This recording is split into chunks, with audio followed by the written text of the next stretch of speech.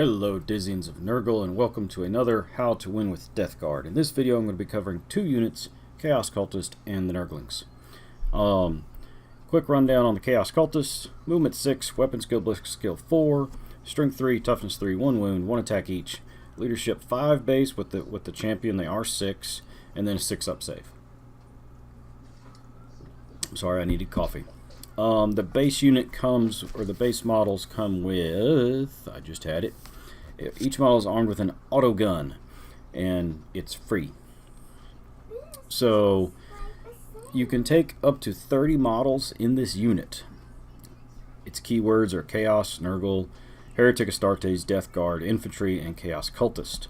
The main things you can change in this is the Chaos Cultists may replace their auto gun with an auto pistol and brutal assault weapon if they wish. Both are free, by the way.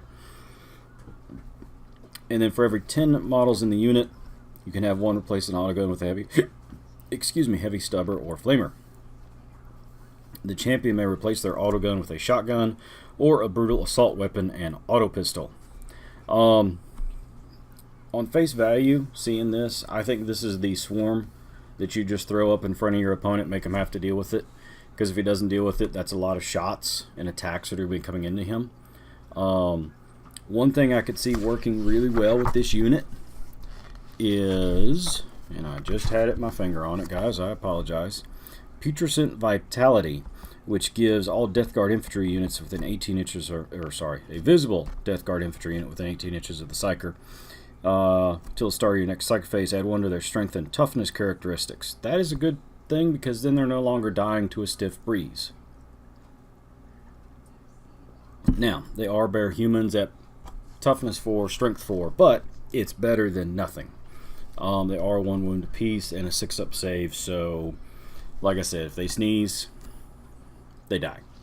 The other thing I could see being useful for them, I had my hand on it.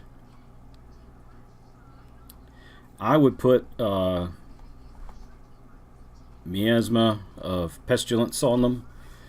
Until the start of the next psychic phase, must subtract 1 to all hit rolls against that target unit.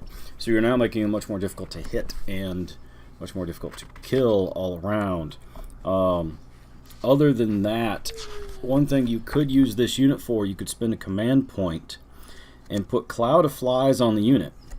And what that is for 1 command point, use this stratagem during your movement phase. Select a Death Guard infantry unit till the start of your next movement phase. Enemy models can only shoot this unit if it is the closest visible target.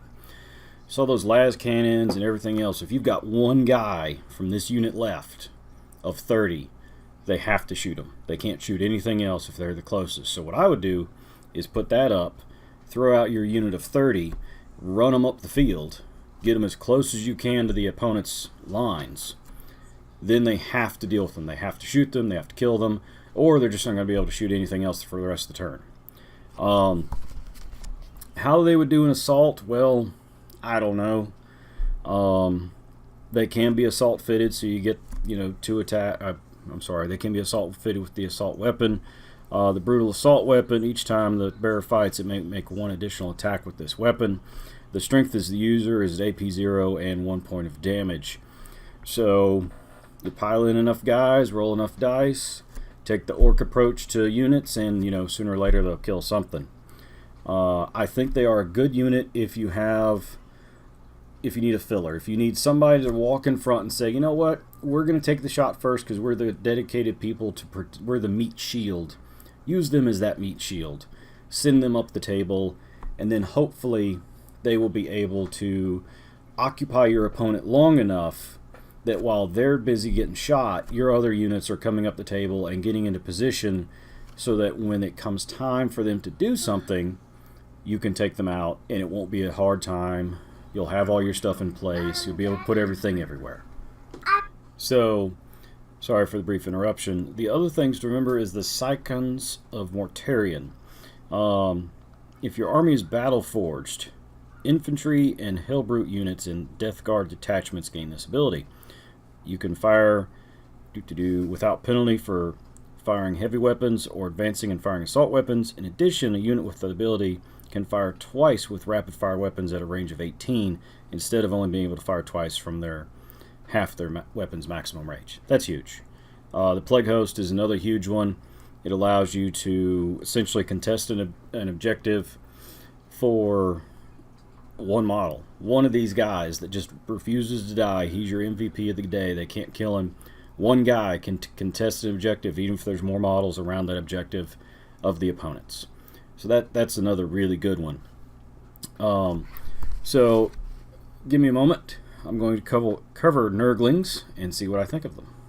So some quick thoughts here on Nerdlings. They are Power 3, they are a troop choice, they are Movement 5, Weapon and Ballistic Skill 4, Strength 2, Toughness 2, Wounds 4, 4 attack seats, 7 leadership, and a save of 6. Demonic Ritual, Disgustingly Resilient, Mischief Makers. When you set up a unit of Nerdlings during deployment, they can either be set up in their deployment zone or anywhere on the battlefield that is more than 9 inches away from the enemy deployment zone. Not enemy models, enemy deployment zone. Important factor there. Squishable. Because of their diminutive size, Nerdlings only receive the benefit of their disgustingly resilient ability against attacks with a damage characteristic of 1. They do have a demonic invulnerable save of 5 up. So the 5 up, at least they won't die to a stiff breeze. But it'll have to be like, a mildly stiff breeze to kill them. This is another unit that I think the psychic powers that I mentioned earlier for I just lost it. Putrescent Vitality. I think this is another good one. Not really for the toughness, because at toughness 3 you're going to be dying anyway. But the strength of 3 helps you be able to hit things a little bit hard enough to kill them. The other thing to remember, you can have up to 9 of these Nurgling swarms. So you essentially have 9 models with 4 wounds apiece. So maybe they won't die immediately when something rolls up. The other part being, I think this is another one that if you do not take Chaos Cultists, but you take Nurglings, I would definitely use the Cloud of Flies command point to put it on this unit, so that your opponent has to target this unit to the exclusion of all else. And at least that way you stand a much better shot of getting what you need in there as far as, moving your stuff around. This is just another blocker unit in my opinion, with some cooler models that you can paint up as you see in the pictures above. That's kind of where I think they're at. Now, I don't know if when a Demon Codex finally drops, if there will be some more synergies that we can put them in, with some more, like Beast of Nurgle. If they did the Beast of Nurgle, their elite unit, they have the Demonic Ritual for the summoning. And in case you don't know, you roll 3 die. You can roll up to 3 dice, but you have to roll below the power cost of the unit. So sometimes this will work and you'll be able to bring in what you want, sometimes it won't. Now, with the full 9 models in here, you're looking at a power rating of 9. So you roll 1 die, and you're obviously going to be below at 9. So you can bring them in and they can just essentially deep strike in. But I don't know if that's always going to work out. The Beast of Nurgle, big advantage with them is they're a strength higher, or they're strength 4 and toughness 5. They are an elite choice, but they seem to do more work as far as noticeable work. However, I don't know how good they're going to work. It's just a Beast of Nurgle, and you can have up to, start with 1 Beast of Nurgle. You can have up to 8 additional Beast of Nurgle at a power rating of +2 per model. Each model attacks with putrefied appendages. So, point cost wise, Nurglings are about as bottom of the barrel as you can get. Oh, by the way, Chaos Cultists are 4 points, unless you start adding like an autogun or flamer. Otherwise, they're just 4 points. Their weapons are free. The Nurglings, as soon as I find them, why are they not in here? Daddy, what are you looking for? Alright, I found it. Nurglings cost 18 points per model, and it includes the weapons.